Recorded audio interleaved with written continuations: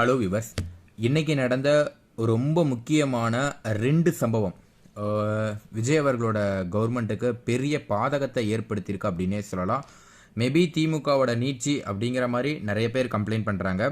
இன்னொரு பக்கம் ஆட்சி மாறினாலும் காட்சி மாறலை அப்படிங்கிற கம்ப்ளைண்ட் இருக்குது. ரொம்ப முக்கியமான சம்பவமாக பார்க்கப்படக்கூடிய விஷயங்கள் என்ன அப்படின்னு கேட்டிங்கன்னா, ஒன்று திருச்சியில் நடந்த அந்த சம்பவம். மருத்துவமனையில் ஒரு செவிலியர் பார்த்திங்கன்னா மூக்குக்கு ஆப்ரேஷன் பண்ணுறதுக்காக சம்திங் மூக்கு வலி அப்படிங்கிற பிரச்சனைக்காக போயிருக்காங்க. அனஸ்தீசியா கொடுத்துருக்காங்க. அந்த பொண்ணு அதுக்கப்புறம் இறந்துட்டாங்க. இது ஒரு பிரச்சனை. ரெண்டாவது பார்த்திங்கன்னா, கோவையில் 10 வயது ஒரு பொண்ணு 5ஆம் வகுப்பு படிக்கக்கூடிய ஒரு பெண் பார்த்திங்கன்னா சின்ன குழந்தைன்னு சொல்லலாம். அந்த குழந்தை பார்த்திங்கன்னா பாலியல் துன்புறுத்தலுக்கு ஆளாகி கொலை செஞ்சுருக்காங்க 2 பேர்.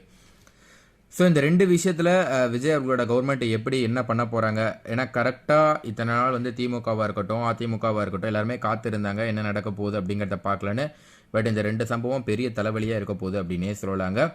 இப்போவே ரொம்ப சிம்பிளாக சொல்லணும் அப்படின்னு கேட்டிங்கன்னா, அந்த கோவை நர்சிங்கில் இருக்கக்கூடிய அந்த மாணவிகள் அத்தனை பேருமே மேபி விஜய்க்கு வாக்களித்திருக்கிறதுக்கான வாய்ப்புகள் ரொம்ப அதிகமாக இருக்குது. இதில் எந்த ஒரு சந்தேகமும் கிடையாது.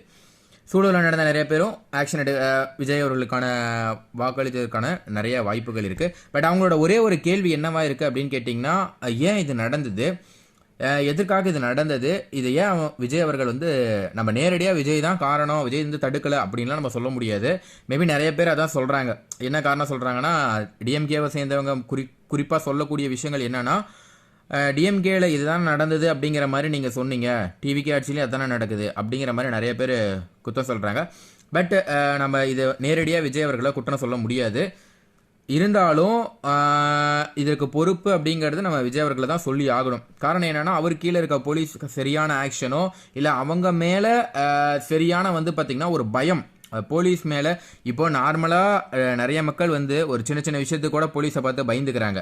ஆனால் இந்த மாதிரி கொலை பண்ணுறவங்க, இந்த மாதிரி கொள்ளையடிக்கிறவங்க, இந்த மாதிரி கற்பழிக்கிறவங்க, இவங்களுக்கெல்லாம் போலீஸை பார்த்து பயம் கிடையாது. அதாவது தப்பு பண்ணுறவனுக்கெல்லாம் போலீஸை பார்த்து பயம் கிடையாது. நேர்மையாக வாழணும்னு நினைக்கிற எல்லாருக்குமே பார்த்திங்கன்னா போலீஸை பார்த்து பயம் இருக்குது. இது ரொம்ப ஒரு மாதிரி வித்தியாசமாக இருக்குது. ஏன்னா தப்பு பண்ணுறவன் தான் பயப்படணும், நேர்மையாக இருக்கிறவனும் பயப்படக்கூடாது. ஆனால் இங்கே எப்படி இருக்குன்னா, நேர்மையாக இருக்கிறவன் பயந்துக்கிறான், தப்பு பண்ணுறவன் பார்த்திங்கன்னா பார்த்துக்கலாம் அப்படிங்கிற மாதிரி இருக்காங்க. ஏன்னா அவங்களுக்கு சப்போர்ட் இருக்குது. அந்த சப்போர்ட்னால தான் அவங்க தப்பே நடக்கிறாங்க. ஸோ ஆல்ரெடி நான் ஒரு 2-3 இடத்துல படிக்கும் போது டிஎம்கே பற்றி சொல்லும்போது ஏடிஎம்கே பற்றி சொல்லும்போது ஒரு சிலர் சொல்லுவாங்க. என்ன சொல்லுவாங்கன்னா, இந்த மாதிரி நிறைய தப்பு நடக்குது, ஏன் அவங்க ஆக்ஷன் நடக்கலன்னா, உண்மையாலுமே ஸ்டாலினாக இருக்கட்டும் எடப்பாடி அவர்களாக இருக்கட்டும் அவங்களுக்கு இந்த மாதிரி தப்பு நடக்கிறத தட்டி கேட்கணுங்கிற எண்ணம் இருக்கும். தட்டி தான் கேட்கணும் அப்படிங்கிற மாதிரி கூட அவங்க மனசில் நினச்சிட்டு இருப்பாங்க. ஆனால் பண்ணதே பார்த்திங்கன்னா அவங்க கட்சிக்காரங்க அவங்களுக்கு தொடர்புடையவங்களை தான் பண்ணியிருப்பாங்க, வேறு வழி இல்லாமல் விட்டுருப்பாங்க அப்படிங்கிற மாதிரி ஒரு டாக் இருக்குது. பட் யோசிச்சு பார்க்கும்போது கரெக்டாக தான் இருக்குது. ஏன்னா கண்டிப்பாக அந்த பொசிஷனில் இருக்கவங்க, ஒரு சிஎம்மாக இருக்கவங்க, இதுக்கு முன்னாடி இருந்த ஸ்டாலினாக இருக்கட்டும், அதுக்கு முன்னாடி இருந்த எடப்பாடி அவர்களாக இருக்கட்டும், அவங்கள பொறுத்த வரைக்கும் நம்ம ஃபார்ம் பண்ணியிருக்கோம். கண்டிப்பாக அவங்கக்கிட்ட திமிர் இருக்காது. நம்ம கண்டிப்பாக பார்த்திங்கன்னா நல்லது பண்ணணும் அப்படிங்கிற மாதிரி தான் அவங்க நினைப்பாங்க.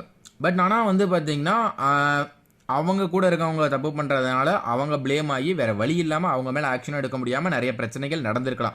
ஸோ இப்போது விஜய் அவர்களோட கவர்மெண்ட் ஃபார்ம் ஆகிருக்கு. கண்டிப்பாக பார்த்திங்கன்னா ஒரு 12 நாள் 15 நாள் தான் இருக்குது. இவ்வளோ பெரிய இஷ்யூ அப்படிங்கிறது பார்த்திங்கன்னா ஒரு பெரிய பாதகத்தை தான் ஏற்படுத்தும். இது மட்டும் இல்லாமல் பார்த்திங்கன்னா நிறைய இஷ்யூ நடந்திருக்கு. இந்த 10 நாளில் பார்த்திங்கன்னா எத்தனையோ கொலைகள் நடந்திருக்கு, நிறைய சம்பவங்கள் நடந்திருக்கு. அதெல்லாம் பார்த்திங்கன்னா பெருசாக எடுத்துக்கல. சில இடங்களில் முன்விரோதங்கள் காரணமாக நடந்திருக்கலாம், சில இடங்களில் வேறு விஷயங்கள் நடந்திருக்கலாம். ஸோ அந்த மாதிரி எடுத்துக்கிறதுல நம்ம ப்ளேம் பண்ண முடியாது ஒரு கவர்மெண்ட்டை. பட் இந்த விஷயத்தை நம்ம குறிப்பாக ப்ளேம் பண்ணி தான் ஆகணும். ஏன்னா பெண்களுக்கான காவல் படை போட்டிருக்காங்க. அது மட்டும் இல்லாமல் பார்த்திங்கன்னா இன்னும் நிறைய விஷயங்கள், மெயினாக இந்த விஷயத்தை டார்கெட் பண்ணி தான் விஜய் அவர்கள் இந்த ஆட்சி 2011 டிஎம்கே ஆட்சி கவிழ்ந்து அதிமுக வரத்துக்கு முக்கிய காரணம் மின்தடையாக இருந்தது. ஸோ இந்த ஆட்சி இப்போ நடந்ததில் ஸ்டாலின் அவர்களோட ஆட்சி கவிழ்றதுக்கு இன்னொரு முக்கியமான காரணம் விஜய் அவர்களோட அலை இருந்தாலும் சட்டம் ஒழுங்கு சரியில்லை அப்படிங்கிறது தான் ஒரு காரணமாக இருந்தது. திரும்பவும் அதே பிரச்சனை தான் இருக்கா அப்படிங்கிறது ஒரு கேள்விக்குறியாக இருக்குது. நம்ம ஏன் முழுக்க இதை விஜயை ப்ளேம் பண்ண முடியாதுன்னா, ஃபார்ம் பண்ணி 20 நாள் தான் ஆகுது. ஸோ அதனால் முழுக்க நம்ம அவரை ப்ளேம் பண்ண முடியாது. ஈவன் தோ விஜய் அவர்களே பார்த்திங்கன்னா ஒரு இடத்துல பேசும்போது என்ன சொல்லியிருந்தாங்கன்னா, டிஎம்கேவோட ஒரு கவுன்சிலர் அவர் பார்த்திங்கன்னா ஒரு பெண்ணுக்கு பாலியல் துன்புறுத்தல், சின்ன குழந்தைக்கு, பெண் இல்லை ஒரு சின்ன குழந்தைக்கு பாலியல் துன்புறுத்தல் பண்ணியிருந்தார். அதை விஜய் அவர்கள் பேசியிருப்பார். டிஎம்கே காரனே இந்த மாதிரி பண்ணுறாங்க அப்படிங்கிற மாதிரி விஜய் பேசியிருந்தார். ஸோ இப்போ வந்து பார்த்தீங்கன்னா இதே விஷயம் உங்கள் ஆட்சியிலே தான் நடக்குது. ஸோ ஆனால் இதுக்கான தட்டி கேட்கக்கூடிய கேள்விகள் யாருமே, ஆனால் உண்மையாலுமே விஜய் ஃபேன்ஸ் வந்து நிறைய பேர் என்ன சொல்லியிருந்தாங்கன்னா தட்டி கேட்குறாங்க. தப்பு, இதை வந்து கண்டிப்பாக ஆக்ஷன் எடுத்தே ஆகணும் அப்படிங்கிற மாதிரி தான் எல்லாருமே தட்டி கேட்குறாங்க. பட் ஏன்னா இதுக்கு முன்னாடி தற்குறி அப்படிங்கிற மாதிரி ஒரு வார்த்தை யூஸ் பண்ணிட்டு இருந்தாங்க. எது நடந்தாலும் முட்டு கொடுக்குறாங்க பார்த்தீங்களா, அவங்களுக்கு தான் அந்த வார்த்தை யூஸ் பண்ண முடியும். பட் ஆனால் விஜய் அவர்களை பொறுத்த வரைக்கும், சரி விஜய் ஃபேன்ஸை பொறுத்த வரைக்கும் கண்டிப்பாக தட்டி கேட்குறாங்க. தப்பு நடந்தால் அவங்களே கேள்வி எழுப்புறாங்க. இந்த மாதிரி நடந்திருக்கு, இதுக்கு என்ன ஆக்ஷன் எடுக்க போறீங்க அப்படிங்கிறத ஓப்பனாகவே கேட்குறாங்க. அந்த செவிலியர்கள் எத்தனையோ பேர் இருந்தவங்க கூட வந்து பார்த்தீங்கன்னா மேபி ஓட்டு போட்டவங்களா தான் இருப்பாங்க. அவங்களுமே கேள்வி திருப்பி எழுப்புறாங்க. இந்த மாதிரி இவங்க பண்ணுறாங்க, நீங்கள் என்ன ஆக்ஷன் எடுக்கிறீங்க அப்படிங்கிற மாதிரி. அதுவும் இன்னைக்கு செய்திகளை நீங்கள் பார்க்கும்போது ஓப்பனாக கேட்டிருப்பாங்க, விஜய் அவர்கள் என்ன பண்ணிட்டு இருக்கீங்க அப்படிங்கிற மாதிரி ரொம்ப ஓப்பனாகவே கேட்குறாங்க. இது வந்து பார்த்தீங்கன்னா இந்த மேபி இதில் ப்ளேம் இருக்கலாம். நிறைய இடங்களில் வந்து பார்த்தீங்கன்னா டிஎம்கேவாக இருக்கட்டும், ஏடிஎம்கேவாக இருக்கட்டும், இவங்க என்ன பண்ணுவாங்கன்னா இந்த வாய்ப்பை பயன்படுத்திக்க பார்ப்பாங்க. அதில் எந்த ஒரு சந்தேகமும் கிடையாது. ஆனால் அந்த வாய்ப்பை ஏற்படுத்தி கொடுத்தது அந்த ஹாஸ்பிட்டல், அந்த நிர்வாகம், அவங்க தான். கண்டிப்பாக அவங்க மேலே ஒரு ஆக்ஷன் எடுக்கணும். ஏன் வந்து அவங்க இப்போ கவர்மெண்ட் வந்து ரொம்ப தயக்கம் காட்டுறாங்க அப்படின்னா ரொம்ப சிம்பிளான ஒரு காரணம் தாங்க. மேபி அந்த பொண்ணுக்கு அவங்க அனஸ்தீசியா அவங்க எல்லாமே கரெக்டாக பண்ணியிருக்கலாம், ரொம்ப நல்லவங்களா கூட இருக்கலாம். அவங்க மேலே எந்த ஆக்ஷனும் எடுத்துடக்கூடாதுன்னு தான் அந்த அவசரமான ஆக்ஷன் இல்லை.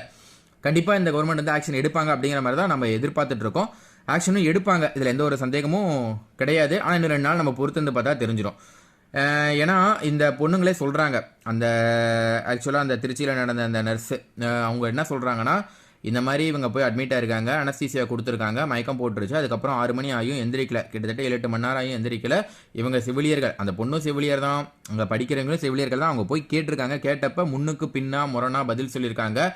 மார்க்கில் கை வச்சிருவேன், இந்த மாதிரி பண்ணாதீங்க, போராட்டம் பண்ணாதீங்க, இப்படிங்கிற மாதிரி வார்த்தைகள், எச்சரிக்கை விடுக்கக்கூடிய வார்த்தைகள்லாம் விட்டுருக்காங்க. அப்போ அந்த இடத்துல ஏதோ தப்பு நடந்திருக்கு. அப்படியே எச்சரிக்கை விட்டாலும் ஏன் எச்சரிக்கை விடணும்? இதாங்க இந்த மாதிரி அனஸ்தீசியா கொடுத்தோம், இந்த மாதிரி செட் ஆகலை அப்படின்ட்டு போயிடலாம் ஓப்பனா. அப்போது ஏன்னா அப்படி சொல்ல முடியாது. அப்படி சொன்னால் கவர்மெண்ட் மேலே ப்ளேம் பண்ணுவாங்க. காரணம் என்னன்னா, அப்போ உங்கள் ஹாஸ்பிட்டல் என்ன தான் ரன் பண்ணுறீங்க அப்படின்னு. அப்போ இங்கே திரும்ப சுற்றி எங்கே வருதுன்னா கவர்மெண்ட் மேலே தான் ப்ளேம் ஆகுது. ஏன்னா இது நம்ம கொஞ்சம் யோசிச்சு பார்த்தோமா, இதுக்கு விஜய் தான் காரணமா அப்படிங்கிற மாதிரி நம்ம ஓப்பனாக சொன்னோமா, அப்படி சொல்ல முடியாது. காரணம் என்னன்னா, இப்போ ஒரு வேளை இவங்க இருக்கவங்க போய் கேள்வி கேட்குறாங்க, இந்த நர்ஸுங்கெல்லாம் போய் ஏன் என்னாச்சு, என்ன கொடுத்தீங்க அப்படின்னு கேட்டால் அவங்க ஒரு காரணம் சொல்லுவாங்க. சொன்னால் டக்குன்னு அந்த ஃபெசிலிட்டி இல்லை, இந்த ஹாஸ்பிட்டலில் வந்து ஆக்சிஜன் இல்லை, அந்த மாதிரி கூட ஒரு இஷ்யூ போயிருக்கு, அந்த மாதிரி இது இல்லை அது இல்லை அப்படிங்கிற மாதிரி கூட சொல்லுவாங்க. உடனே இது வந்து பார்த்தீங்கன்னா கவர்மெண்ட் மேலே ப்ளேம் ஆகும். அதனால இதை பற்றி ரொம்ப டீப்பாக பேச மாட்டாங்க, எப்போவுமே ரொம்ப சாஃப்டாக முடிச்சிருவாங்க. எப்படி சாஃப்டாக முடிப்பாங்கன்னா, தப்பு நடந்திருந்தால் தண்டிக்கப்படும், அதாவது தப்பு நடந்தவங்க மேலே ஆக்ஷன் எடுக்கப்படும், இப்படிங்கிற மாதிரி தான் ரொம்ப சிம்பிளாக பேட்டி கொடுப்பாங்க. இது எல்லாருமே கொடுக்குற ஒரு பேட்டி தான்.